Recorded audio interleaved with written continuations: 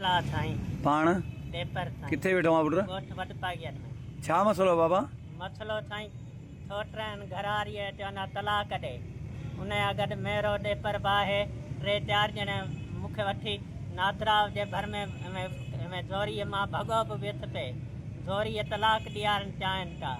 मूंखे उतां लिखराए दस्तावेज़ तलाक ॾे उन साइन बि वतन साइन वारा 2 दस्तावेज़ फाड़े छॾिया उहो था चवनि तलाक ॾे न त हिते बचंदे कोन दरिया जे हवाले थी वेंदे।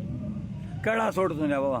साईं सिकंदर हैदर अमजद साईं आयो 2-3 ॾींहं घर जे कागरनि जे लाइ मटर आहे हेॾे ज़मीन इन करे कुझु ख़रीदीअ में करे अञा ताईं पैसा बि न आहिनि ॾिना लिखराए बि चुको आहे।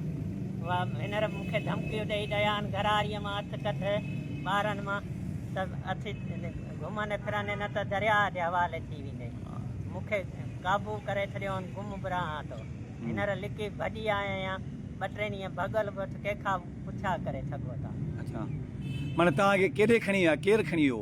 साईं हिकिड़ी जात न पिया विहारनि कंहिं महिल किथे असां अपेका वठी हुयासीं फुकराई लदे जा तमामु हिननि उल्टो पियारे छॾियो मुंहिंजो दिमाग़ कमु न कयो अखियूं बंदि हुयूं मूंखे ख़बर न हुई त कहिड़ी जाव आहे। अच्छा माना तव्हां पंहिंजी घरवारी खे तलाक न ॾिनो आहे? न ॾिनी आहे साईं। उहो ज़बरदस्ती ॾियारींदा? ज़बरदस्ती ॾियारनि था।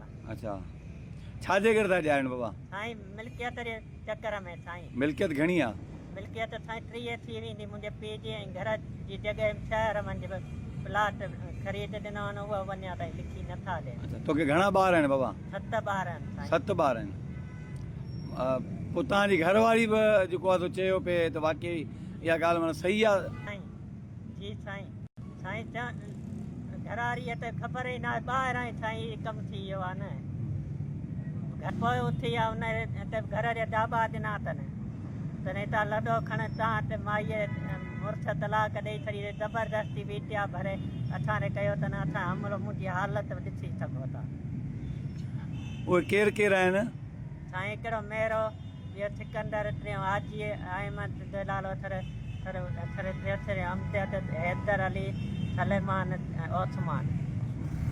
इहे माना तव्हांजी ज़मीन फबाइण था चाहिनि? ज़मीन फबाइण था चाहिनि। हींअर छा मुतालबो आहे बाबा तव्हांजो? हींअर मुतालबो इहो आहे साईं मुंहिंजा अॼु बि ॿार मुंहिंजा आहिनि सुभाणे मुंहिंजा आहिनि लेकिन मिल्कियत आहे मां ॿारनि जे हवाले करे तलाक जेका तव्हां न ॾिनी आहे? तलाक न ज़ोरी ॾियारी पई वई। ठीकु आहे बाबा।